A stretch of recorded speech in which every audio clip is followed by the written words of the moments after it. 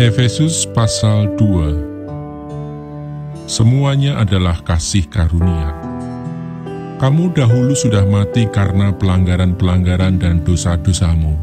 Kamu hidup di dalamnya karena kamu mengikuti jalan dunia ini, karena kamu mentaati penguasa kerajaan angkasa, yaitu roh yang sekarang sedang bekerja di antara orang-orang durhaka.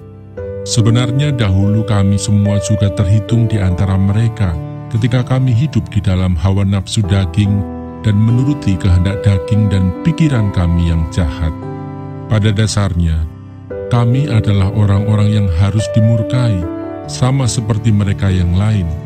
Tetapi Allah yang kaya dengan rahmat, oleh karena kasih-Nya yang besar, yang dilimpahkannya kepada kita, telah menghidupkan kita bersama-sama dengan Kristus, sekalipun kita telah mati oleh kesalahan-kesalahan kita.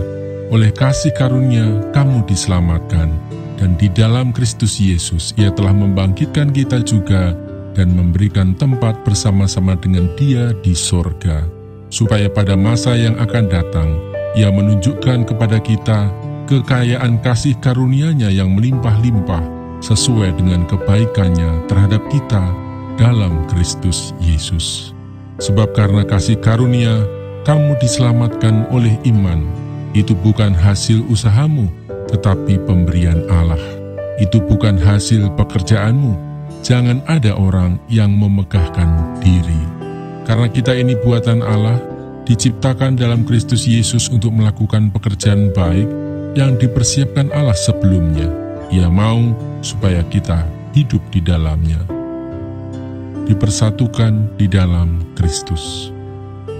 Karena itu ingatlah bahwa dahulu kamu sebagai orang-orang bukan Yahudi menurut daging, yang disebut orang-orang tak bersunat oleh mereka yang menamakan dirinya sunat, yaitu sunat lahiriah yang dikerjakan oleh tangan manusia, bahwa waktu itu kamu tanpa Kristus, tidak termasuk kewargaan Israel dan tidak mendapat bagian dalam ketentuan-ketentuan yang dijanjikan, tanpa pengharapan dan tanpa Allah di dalam dunia. Tetapi sekarang di dalam Kristus Yesus, kamu yang dahulu jauh sudah menjadi dekat oleh darah Kristus. Karena Dialah damai sejahtera kita, yang telah mempersatukan kedua pihak dan yang telah merubuhkan tembok pemisah, yaitu perseteruan, sebab dengan matinya sebagai manusia, Ia telah membatalkan hukum Taurat dengan segala perintah dan ketentuannya, untuk menciptakan keduanya menjadi satu manusia baru di dalam dirinya, dan dengan itu mengadakan damai sejahtera, dan untuk memperdamaikan keduanya di dalam satu tubuh dengan Allah oleh salib, dengan melenyapkan perseteruan pada salib itu. Ia datang dan memberitakan damai sejahtera kepada kamu yang jauh, dan damai sejahtera kepada mereka yang dekat.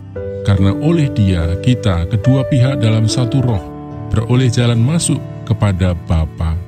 Demikianlah kamu bukan lagi orang asing dan pendatang, melainkan kawan sewarga dari orang-orang kudus dan anggota-anggota keluarga Allah, yang dibangun di atas dasar para rasul dan para nabi, dengan Kristus Yesus sebagai batu penjuru. Di dalam Dia tumbuh seluruh bangunan, rapi tersusun, menjadi bait Allah yang kudus di dalam Tuhan. Di dalam Dia, kamu juga turut dibangunkan menjadi tempat kediaman Allah di dalam Roh.